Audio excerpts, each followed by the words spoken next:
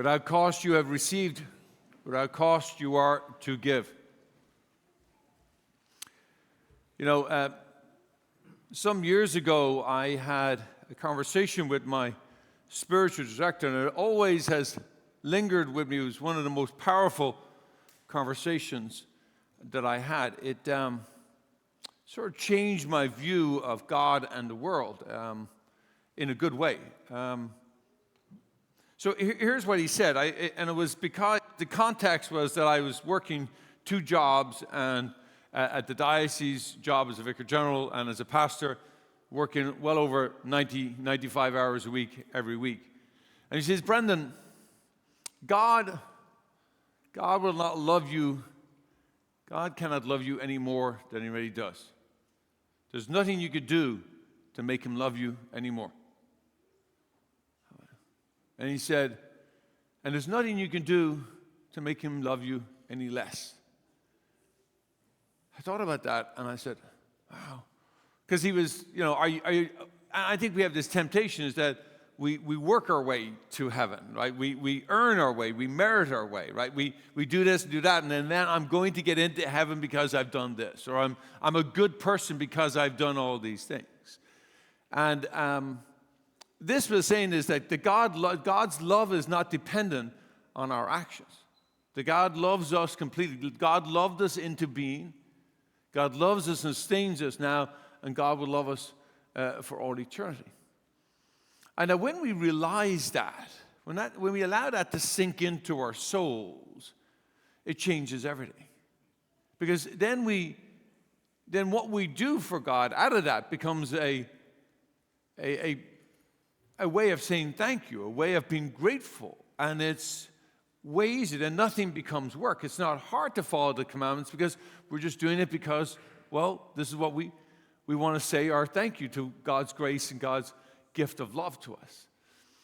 I mean, it's really powerful to think that God first loved us, and God loves us even and especially when we're sinners. And that's the very message that St. Paul is trying to get across to the Romans in today's second reading.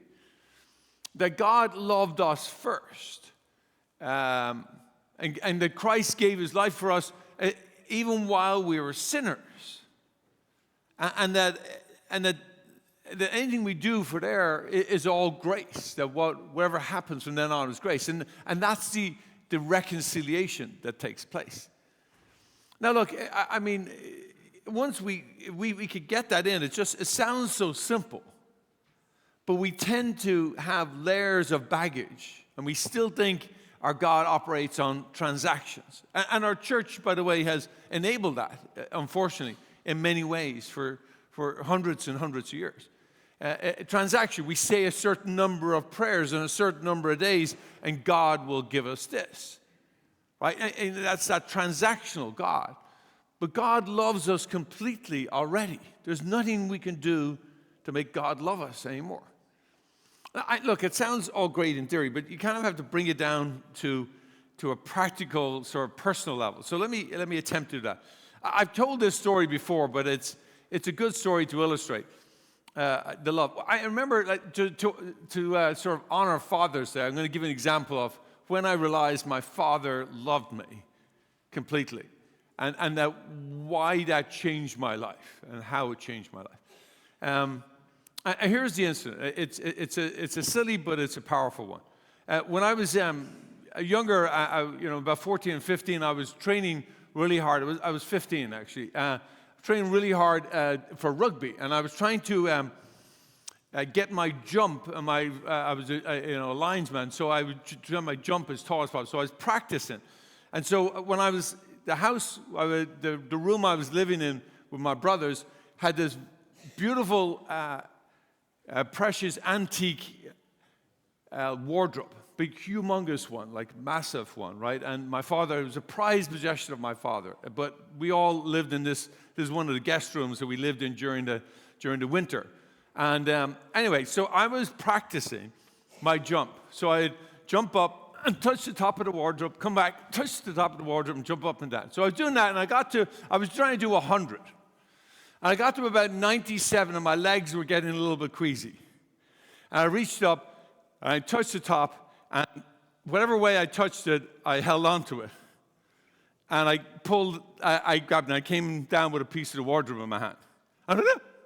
This big old log of wardrobe in my hand. I look up at this thing, I'm going, how in God's name am I going to explain I did this?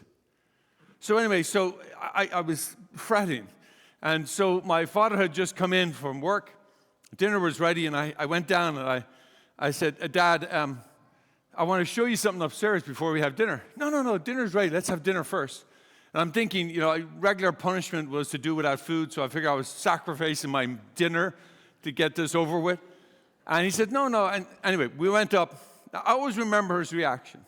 He looked at the piece of wood, and at this stage, he was shorter than me. Now I was taller than him. He looks at the piece of wood, looks at me, and then looks up at the wardrobe. Then looks at me again and goes, how in God's name did you do that? And I was explained how I did it, and he goes, I always remember what he said. He said, oh, you silly boy. And then he said, it's just a piece of wood. Let's go have dinner, and we'll fix it after dinner. Now, that may not seem all that important, but to a boy who loved his father and didn't want to disappoint his father, that moment was pivotal in my life. I'll remember it forever, because he modeled what it meant to love and to forgive. So look at what he did, and it's the stages of forgiveness, if you look at it. You acknowledge what it is, and you're truthful about the acknowledgement. I was a silly boy. I did something stupid. It's true, I was. Then he put it in the context of life. He says, it's just a piece of wood. Let's go have dinner. Let's move on. Let's get past this, and we'll fix it later. That's a good model for forgiveness in our lives. It's a good model for love in our lives. See, from that moment onwards, my relationship with my father shifted.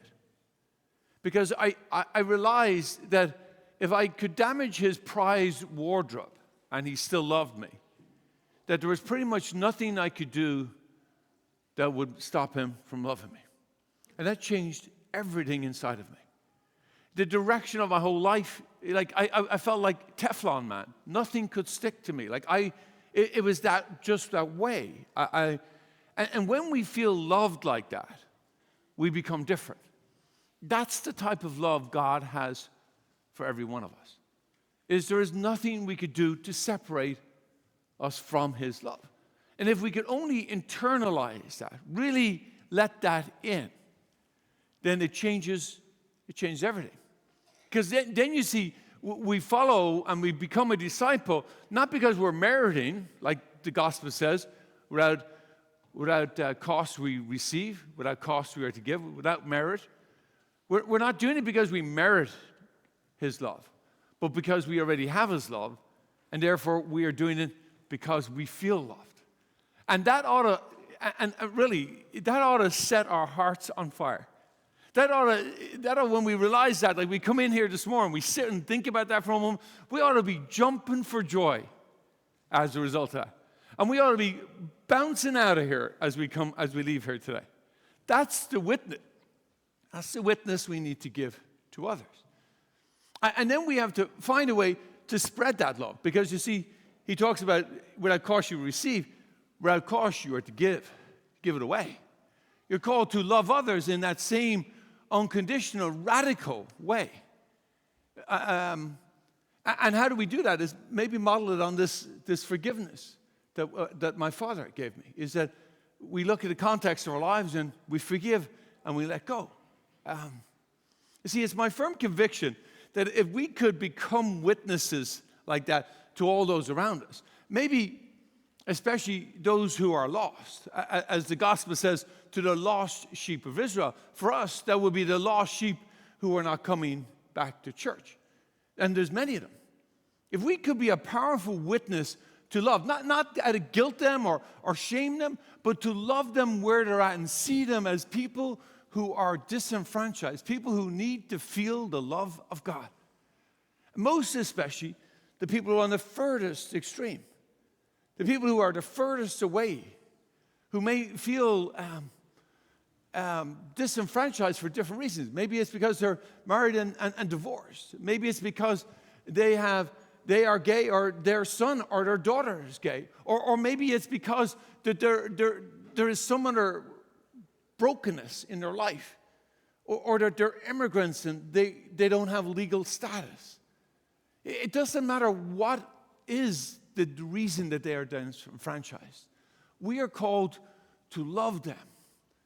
You see, like, I had the great grace of having a father in my life to love me, that I could understand and feel and comprehend the Father's love. There are so many in this world who don't have that example of love. They don't have a father who's able to love them that way. That's where you and I come in. If you and I could be that person who can love them where they're at, then we become a beacon. We become a testimony. We become a witness to the gospel that we hear today. We become ambassadors for Christ. My friends, there is many of the lost sheep. There are many without a shepherd. If we could allow God's love into our own lives and to feel that exuberant love and allow that to transform us, and to go out of here joy-filled and love others wherever they are, to spread the love, then we will have lived the gospel completely. Without cost, we have received. Without cost, we are to give.